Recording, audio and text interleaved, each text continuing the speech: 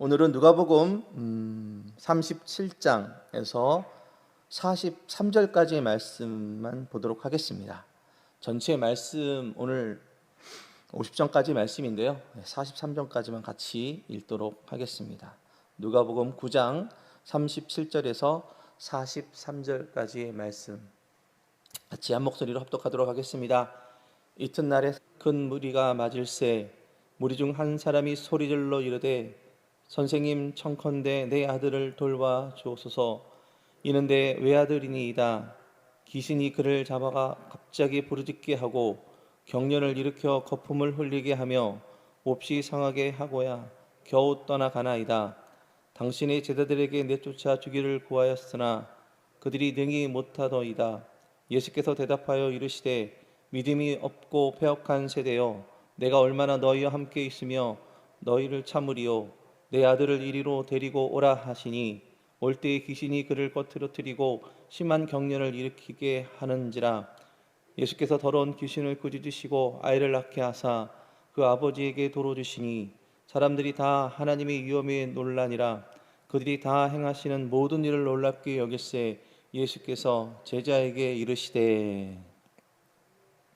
예수님과 그 세 제자가 여러분 변화산에서 지내고 있다가 많은 무리가 모여있는 장소로 내려오고 있는 그런 모습입니다. 여러분, 인간은 여러분도 많은 인생을 살아오셨겠지만 인생을 살아가면서 영적으로, 혼적으로, 육적으로 또 항상 생활의 필요, 그래서 우리에게는 항상 영적으로, 혼적으로, 육적으로 필요한 부분이 있다는 것입니다.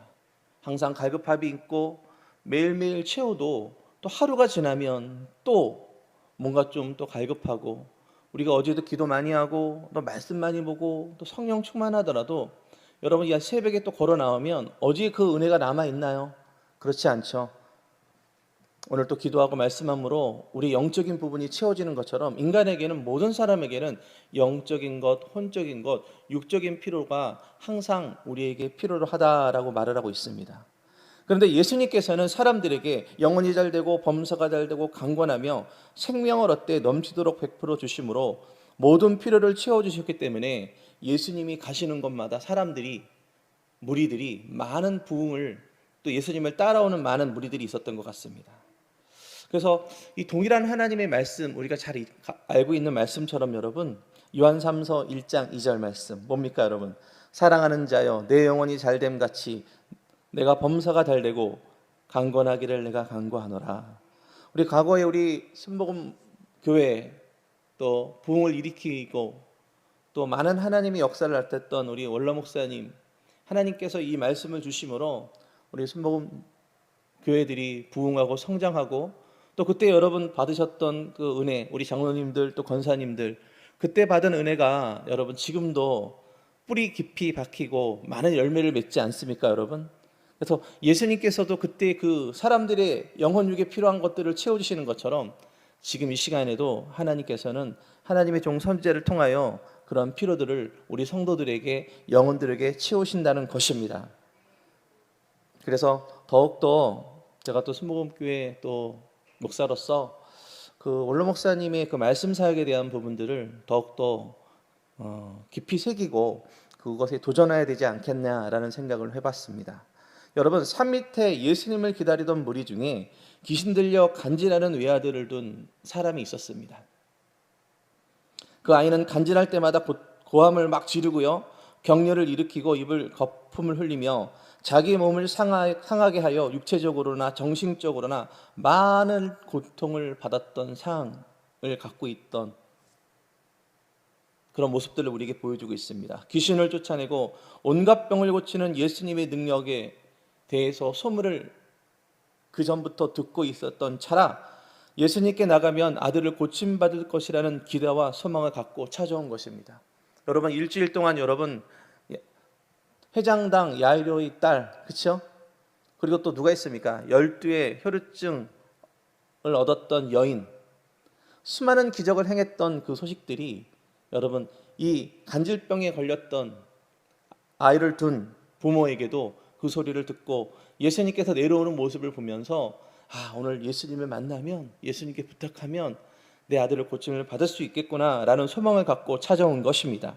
그러나 그가 아들을 데리고 왔을 때에 하필 예수님은 세 제자와 함께 기도하러 가셨고 안 계셨고, 여러분 나머지 9명의 제자들만 남았던 것입니다.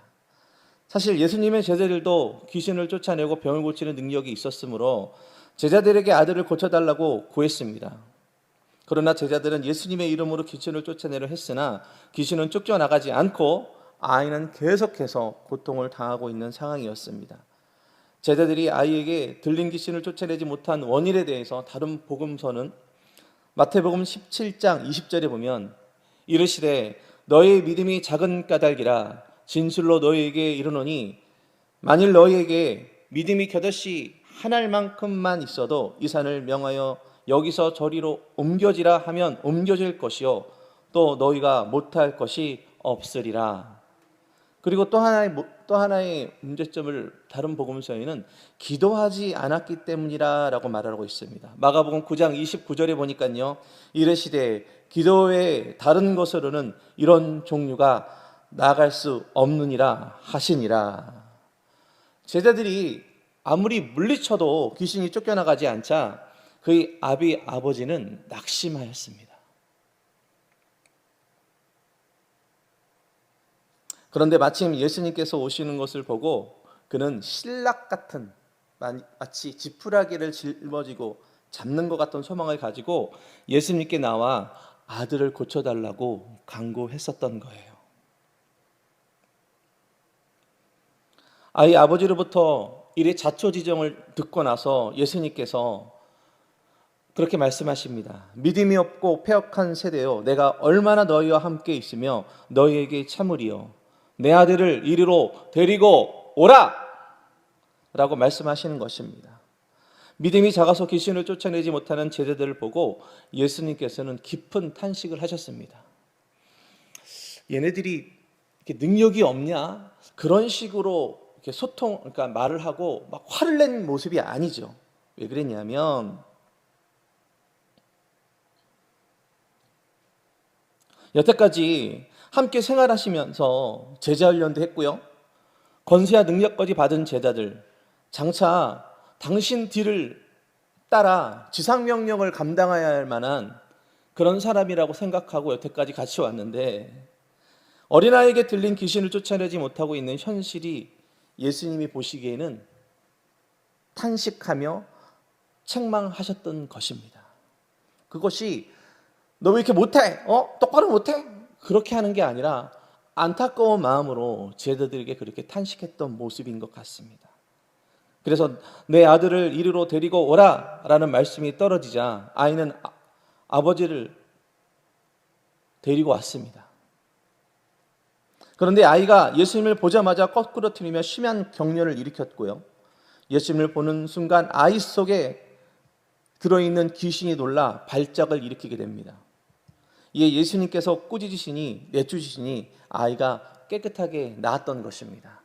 제가 주중에도 한번 여러분 청년부 때 선교에 대해서 좀 말씀드렸는데, 똑같이 또 이런 모습이 나오니까 조금 더 구체적으로 말씀드리면 98년도 인도 네팔 팀을 갔는데 이제 인도 사역을 다 마치고 이제 네팔로 넘어왔습니다.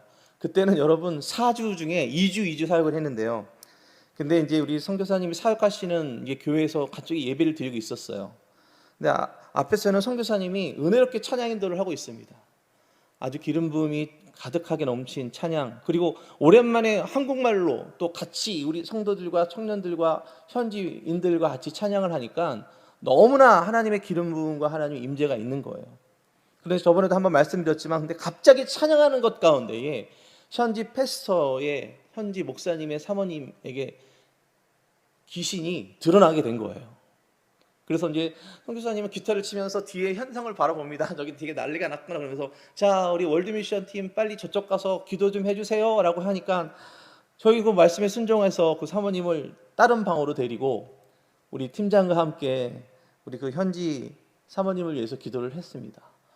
근데 정말로 그 피부의 모습이, 얼굴의 모습은 청황색 모습이었어요. 뭔지 이렇게 자유함이 없고 뭔가 이렇게 눌려있는 그런 모습들. 그래서 우리 팀이 막 간절하게 기도했습니다. 간절하게. 그래서 우리 팀장이 그 이제 사모님 위해서 여기다가 이제 손을 대고 예수 이름으로 막 기도를 하는데요.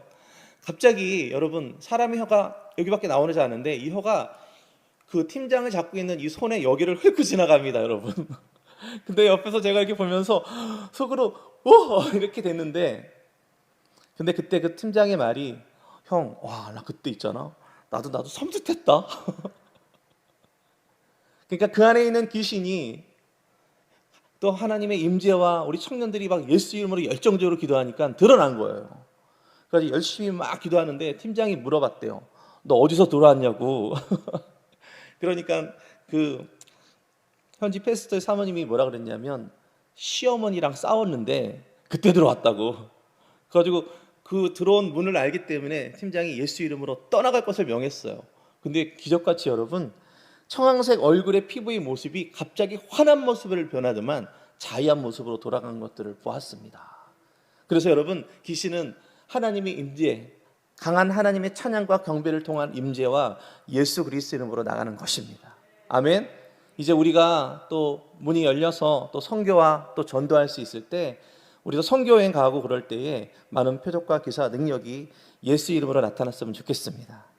금방이라도 숨이 넘어갈 것 같은 발작하던 아이가 순간적으로 나와서 멀쩡해지는 것들을 본 사람들이 모두 하나님의 그 위엄에 놀라고 예수님께서는 간질병 걸린 아이를 말씀 한마디로 고쳐주심으로 그곳의 모든 사람에게 자신이 하나님의 아들임을 증명해 보이셨던 것입니다.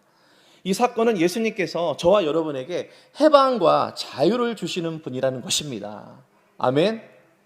귀신에게 들린 아이와 그 아버지는 오랜 시간 동안 겪었던 엄청난 고통과 아픔을 가지고 예수님께 찾아온 것이었어요. 그러나 예수님을 만나자 그 고통스러운 세상에 어떠한 고통스러웠던 것은 단 한 번에 해결된 것입니다. 우리 성도 여러분, 우리 삶 속에도 고통과 아픔이 우리에게 있을 수 있어요. 세상의 방법으로 해결하지 말고 단번에 해결해 주시는 우리 주 예수님 앞으로 나오시기를 예수님으로 축원합니다.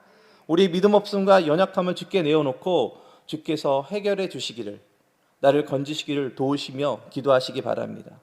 그래서 예수님께 나오는 사람에게 해방과 자유함이 있게 되는 것입니다. 예수님께서는 하나님의 아들로서 신적인 위엄과 능력을 보이신 자리에서 자신의 고난과 죽음을 예고하신 것입니다. 근데 동일하게 이 제자들은 첫 번째에도 고난과 죽음이 있다고 말씀하셨을 때도 제자들을 깨닫지 못했고, 오늘 이 두 번째 신적인 능력을 보면서도 고난과 죽음이 있을 거다라고 말씀하시는데 아직까지 제자들은 깨닫지 못하는 거예요. 그리고 또한 나에 대해서 오해하지 말아라 라고 말씀하시는 것입니다. 당시 사람들은 이스라엘을 로마에서 해방시켜 새로운 국왕을 세울 메시아를 기대하고 있었어요. 이러한 기대와 소망은 예수님의 제자들도 가지고 있었던 것 같아요. 그런데 예수님께서 수많은 이적과 기사를 행하심으로 혹시나 내가 원하는 정치적인 메시아, 내가 한자리 할 수 있었던 그런 기대와 그런 조그마함의 마음도 있을 수 없도록 예수님께서는 다시 한번 정확하게 말씀하시는 것입니다. 그래서 예수님께서 이 땅에 그들에게 오신 것은 만인의 죄를 속하여 구원하러 오시는 영적인 메시아임을 다시 한번 말씀해 주고 있는 것입니다. 예수님께서는 자신에게 다가올 죽음을 예고하심으로써 그러한 오해와 무지를 바로 잡아 주셨다는 것입니다. 그러나 예수님의 제자들조차도 하나님의 말씀을 알아듣지 못하고 제자들이 예수님의 고난에 대하여 예고를 두 번이나 했음에도 불구하고 그 말씀의 의미를 깨닫지 못했던 것입니다. 예수님께서 장차 있을 고난과 이 죽음을 바라보고 계셨지만 이에 대해 무지한 제자들의 관심은 누가 크냐에 따라 누가 크냐에 대한 관심만 갖고 있었던 거예요.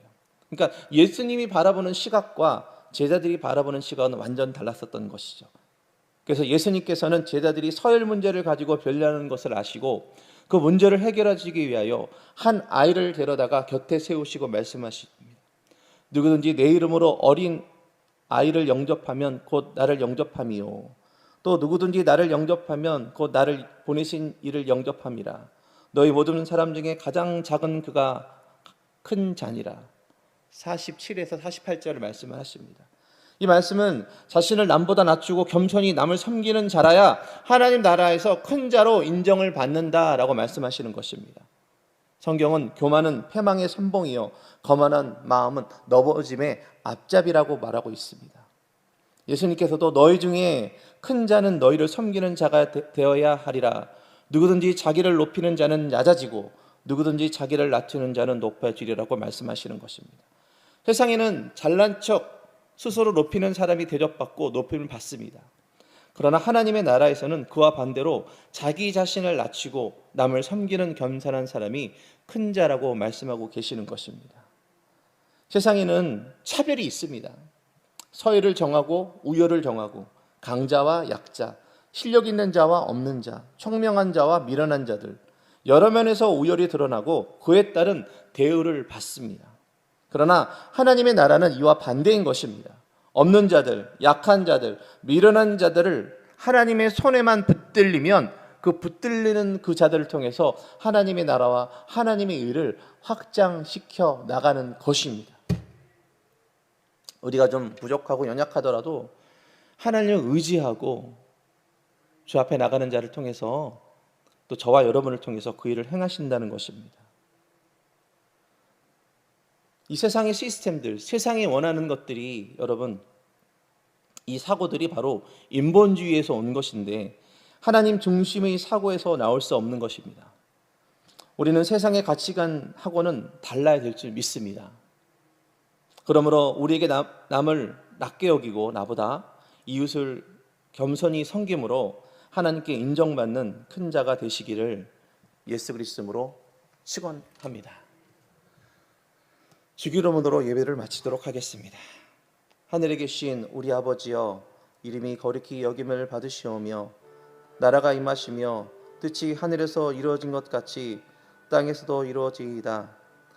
오늘 우리에게 일용할 양식을 주시옵고 우리가 우리에게 죄진 자를 사하여 준 것 같이 우리 죄를 사하여 주시옵고 우리를 시험에 들게 하지 마시옵고 다만 악에서 구하시옵소서. 나라와 권세와 영광이 아버지께 영원히 있사옵나이다. 아멘. 이번 일주일 동안 말씀을 전하면서